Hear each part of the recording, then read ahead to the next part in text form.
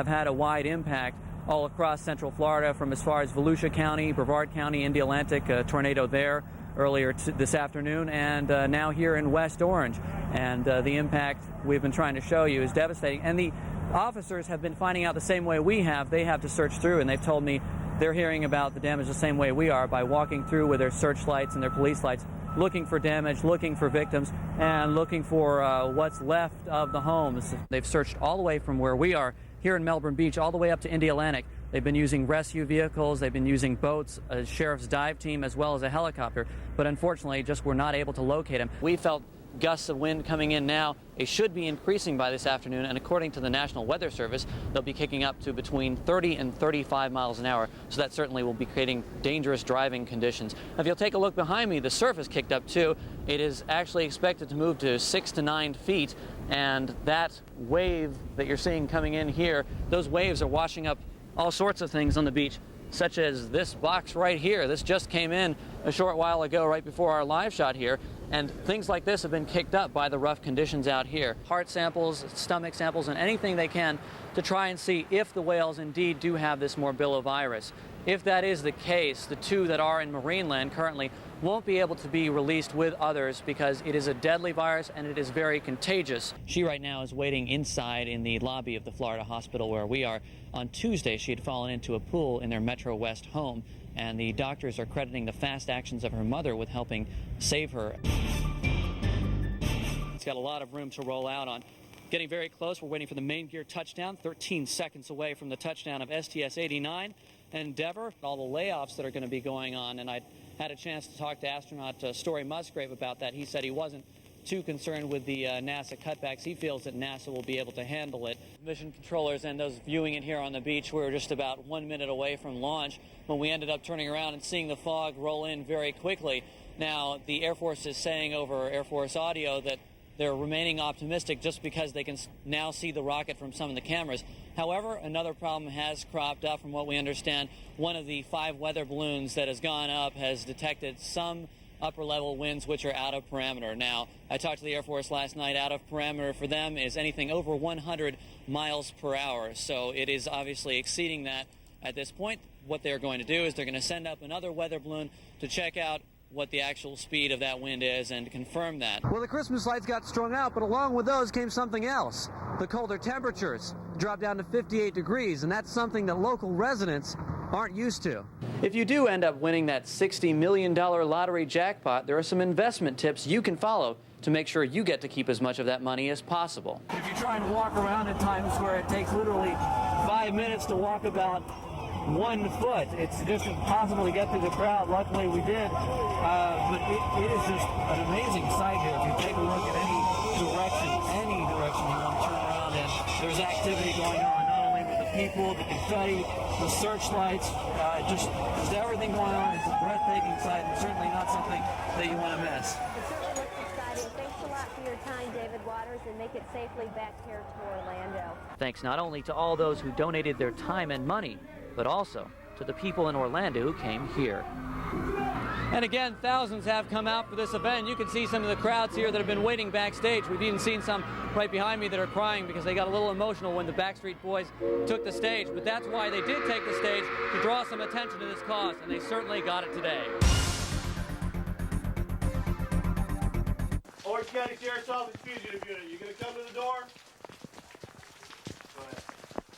1, 2, 3. On the ground, please! Get on the ground! Sheriff's Office! Sheriff's Office! I'm down. Lay down flat. Check the back bedroom. Okay, you ready? Stay here, watch this. Sheriff's Office, on the ground! Get on the ground! A man wanted for violating probation is taken into custody. He's just one of many suspects arrested every night by a specialized group of fugitive hunters in Orange County. On this night, the fugitive unit is armed with guns and with arrest warrants, hoping to bring these offenders to justice. Are you gonna run? You might. You want me to run up there on foot? One of the people they go after may leave in his car, and officers charge stopping that from happening. It's a cat and mouse game all night between officers and fugitives.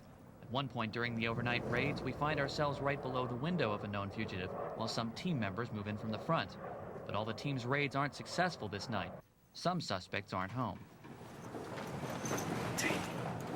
That's why the fugitive unit tries to reach some suspects by telephone. The bottom floor apartment. There it is. Go ahead. Take the call. A friend of mine had introduced me to her and told me to get a hold of her. Anything they can legally do to get the fugitives locked up. But since this unit hunts down suspects who may run, the risks are great. Officers surround homes in case the suspects try to escape. It gets a little hairy at that time, you know, because our safety is jeopardized. This is a very dangerous job, as anything is in police work. One way the fugitive unit hopes to make their task safer is by equipping themselves with night vision gear like what you're seeing me with now. I'm driving up in pitch black with no lights. With the night vision gear, though, I become clear as day, and that's what the fugitive unit hopes to use so they can sneak up on suspects unnoticed. The fugitive hunters are always out. Not even the rain stops them from their work. When the night ends, more of Orange County's wanted fugitives will be off the streets. 11 minutes of non-stop news starts now. Sheriff's deputies had to start a search for the 3 missing kids. Neighbors and parents were very concerned, but now they're relieved that the kids are back home. Oh, that's Jesus!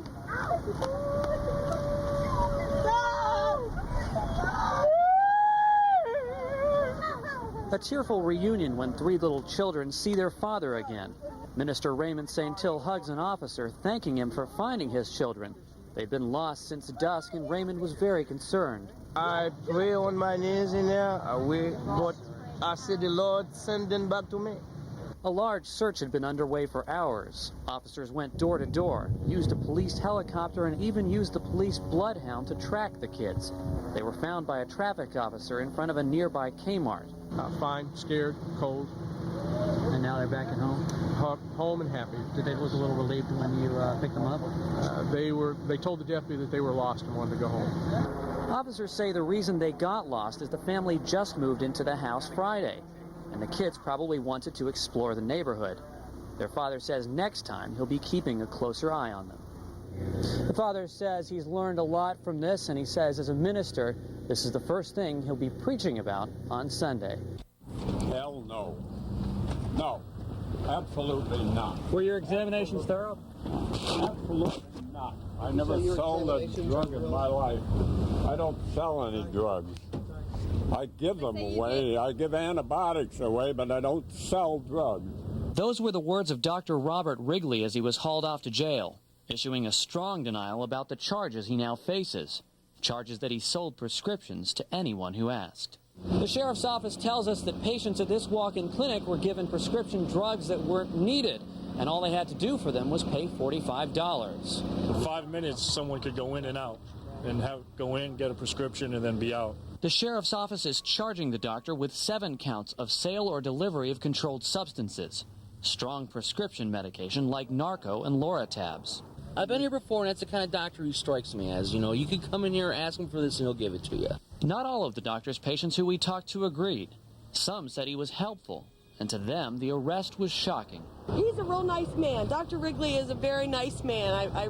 I give him that much respect. Something was wrong with my back, and he explained that it was like some kind of sciatic nerve, and, you know, explained like what I had to do, what kind of exercises I had to do. Although many patients support the doctor, the charges are very serious. The DEA has joined the sheriff's office to look into his records, and the Department of Professional Regulation may decide to pull his license. I'm going to have to interrupt you here. We have to move out of the scene for rescue personnel to come in. Back to you.